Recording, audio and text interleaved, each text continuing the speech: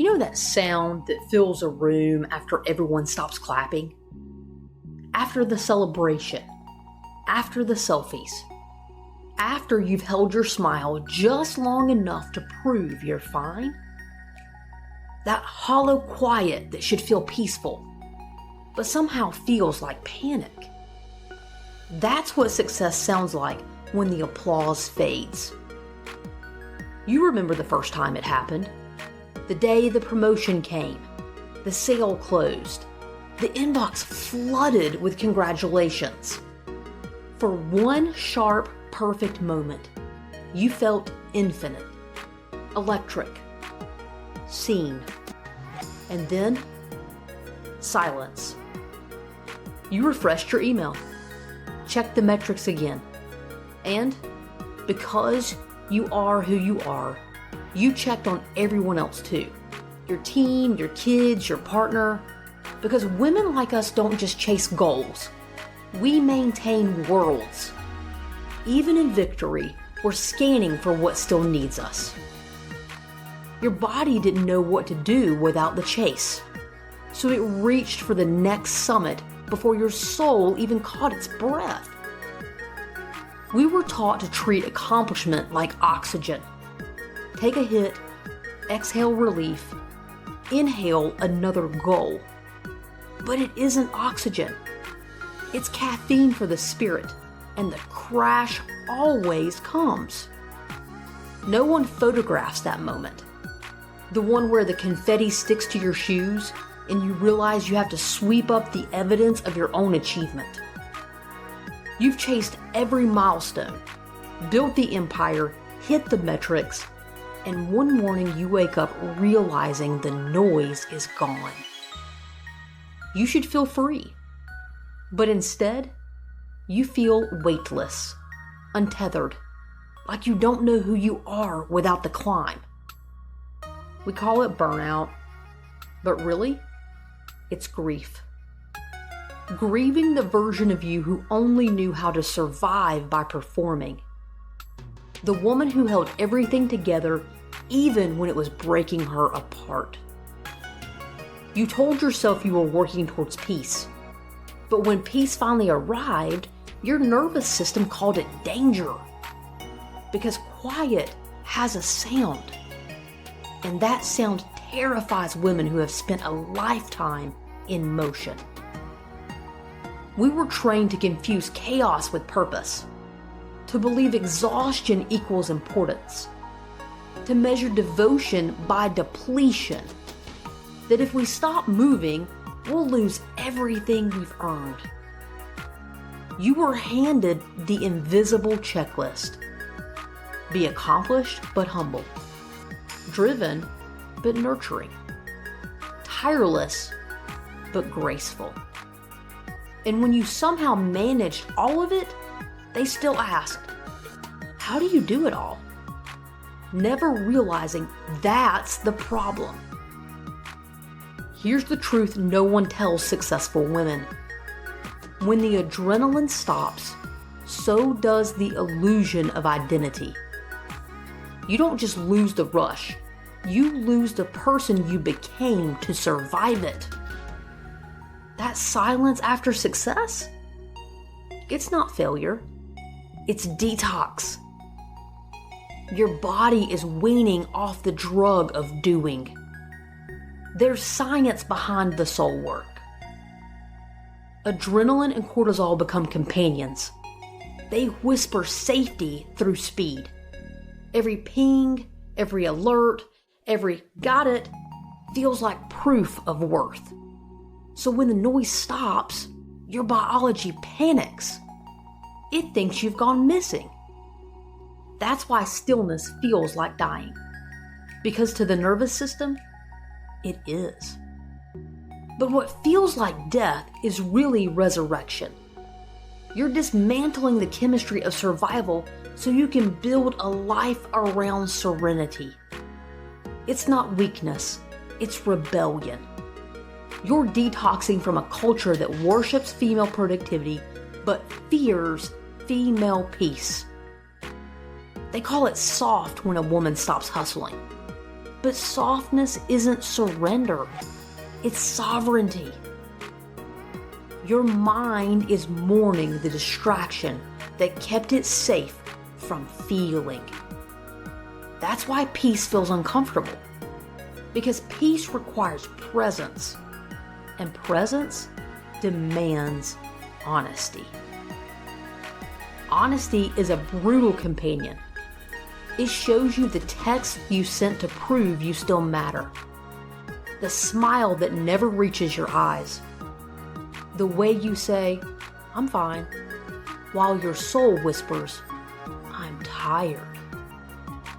Presence doesn't let you outsource your truth anymore. It sits you down and asks, who are you when no one is watching? Who are you when productivity isn't performing identity? The first time you answer, it might sound like static. That's okay. That's the sound of old stories dying. Let's call out the lie. The one humming beneath every to-do list and goal sheet. If I can just get there, if I can just accomplish this, then I'll finally be allowed to rest.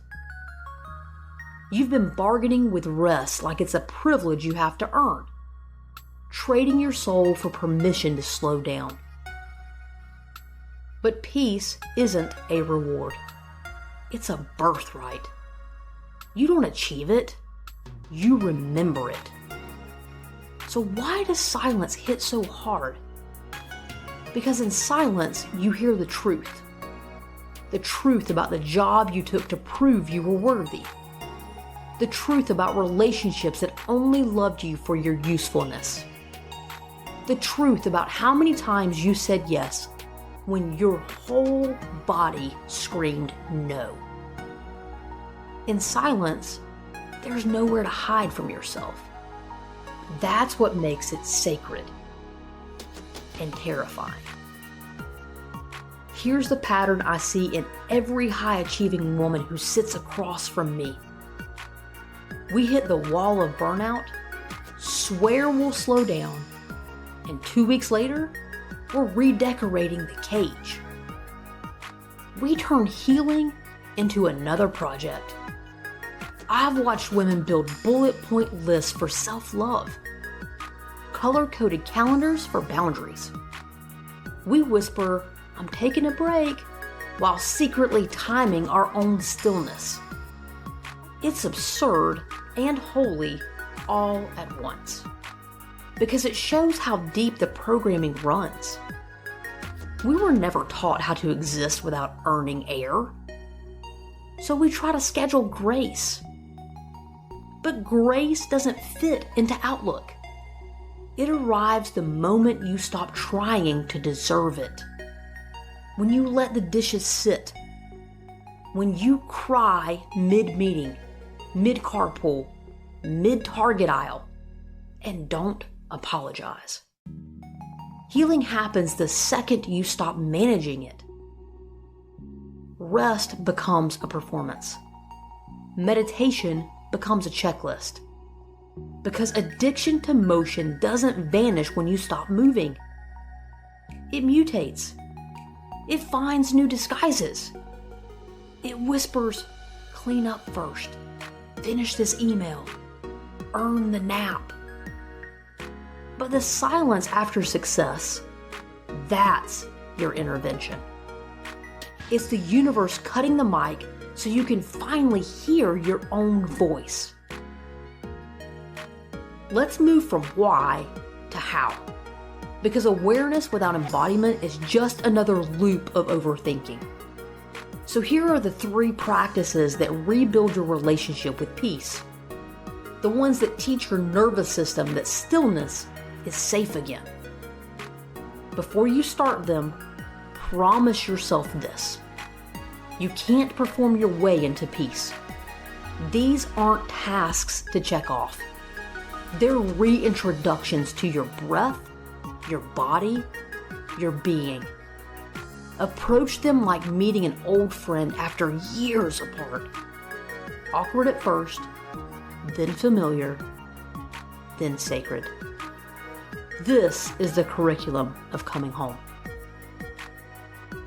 Practice number 1. Detox the noise. Peace won't compete with clutter.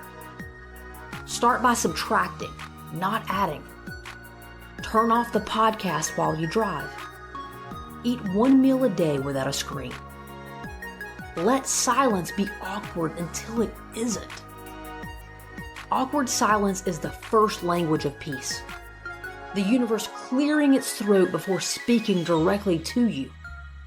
You're retraining your brain to realize that nothing is wrong when nothing is happening. The goal isn't relaxation.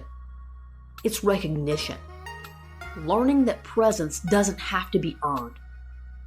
At first, your mind will fight you. It will label the quiet as lazy, unproductive, selfish. That's when you remind yourself, the world benefits more from my wholeness than my hurry.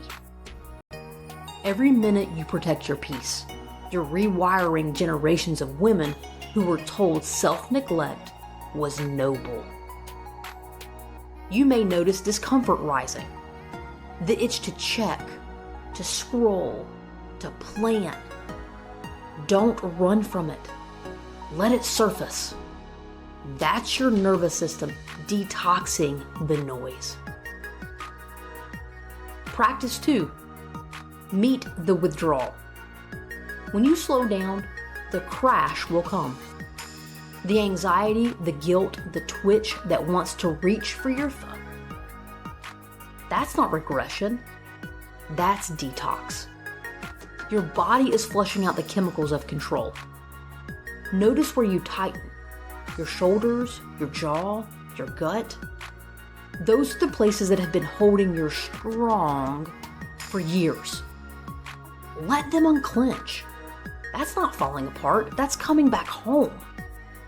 The tremor, the tears, the restlessness, those are proof you're healing. Each release is an old belief leaving your system. The one that says control keeps you safe. The one that says stillness equals failure. So don't fight discomfort, witness it. When your chest tightens, whisper. This is what peace feels like before it feels peaceful. Breathe through the ache instead of fixing it. Every time you stay, you're teaching your body that rest doesn't equal danger. Because peace isn't found by pushing harder. It's remembered when you finally stop. Practice 3. Redefine power. Power isn't the volume of your voice. It's the steadiness of your energy. It's what happens when you no longer need adrenaline to feel alive. For so long, we've equated strength with speed. But real power is unhurried. It's presence anchored in choice. Start making micro decisions that honor peace over performance. Micro choices become macro realities. Every time you choose ease over urgency, you vote for a new world inside of yourself. Say no without writing a paragraph to prove you're still kind. Let the email wait, and let the guilt wait too. Leave a conversation when your intuition says it's done. Each small act tells your system, I am safe without overgiving. Because this is the quiet rebellion. When a woman chooses restoration over reputation, the whole paradigm trembles. We were taught to define leadership by motion. Numbers, deadlines, deliverables. But leadership redefined through peace is magnetic. It invites instead of demands. It expands instead of exhausts. Every boundary you hold becomes a sermon for the women watching you. Every moment you rest becomes a permission slip for those still afraid to stop.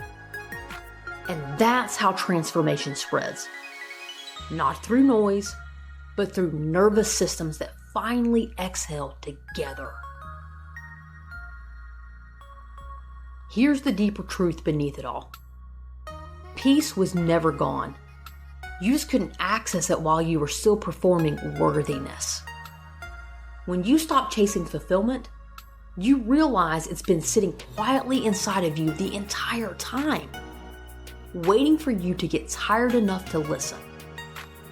That silence after success, it's not the end of your story. It's the sound of your soul finally exhaling. You've spent years building a life that looked free, but felt like a cage. Now you get to build the one that feels free, even if no one else understands it. This is the rebirth of purpose. Not to prove your worth, but to embody it. Because when you lead from peace instead of panic, everything around you recalibrates. Your children breathe differently. Your teams respond differently. Your body begins to trust you again. That's the generational work. Ending the inheritance of exhaustion, replacing it with presence. So the next time your mind says, do something, fix something, post something, pause. Ask yourself, what if the most productive thing I could do right now is nothing at all? That's not laziness. That's leadership of the highest kind. Self-leadership.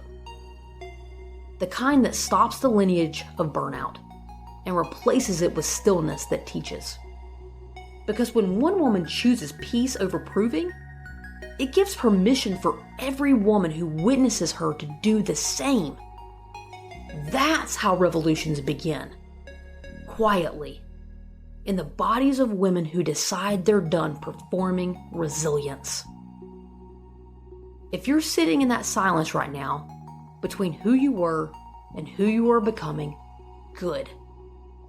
That means the old noise is dying. Don't rush to fill it. Stay. Breathe. Let the quiet rebuild you. You're not losing momentum. You're reclaiming yourself. Imagine standing at that finish line. Medals clinking against your chest. You look up expecting applause, but what you hear is wind. And for the first time, the silence doesn't scare you. It sounds like possibility. This is the rebirth. No finish line, no scoreboard, just breath. The woman who once needed the noise now is the stillness. She walks slower, speaks softer, creates from overflow, not obligation. That isn't failure. That's evolution. Because peace isn't passive. It's power under command. And the world needs women who lead from that kind of quiet fire. Peace was never the prize at the end of the race. It was the feminine truth buried beneath every title you ever earned, whispering, not from the finish line, but from inside your chest. You were already enough. If this spoke to you, join us again next week for another honest and transparent look at how we as women can stop existing and start living. Subscribe to Forever Enough. And remember this, freedom isn't found in doing more. It's found in being enough. You always were. You always will be.